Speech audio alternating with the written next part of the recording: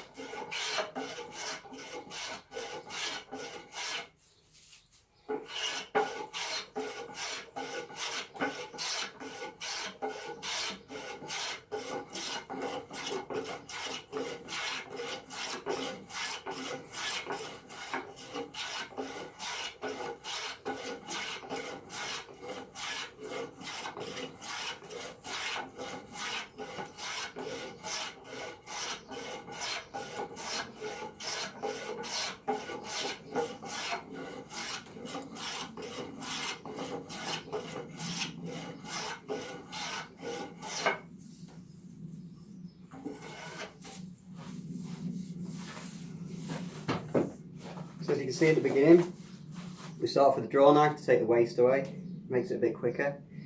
Use a spokeshave, that spokeshave, to take the waste out, as in this kind of waste. and then we use plane to continue the profile through. It's quite important to keep them straight, especially when they're being painted nice. You don't want any dips and rises in the paintwork, because it'll be very visible.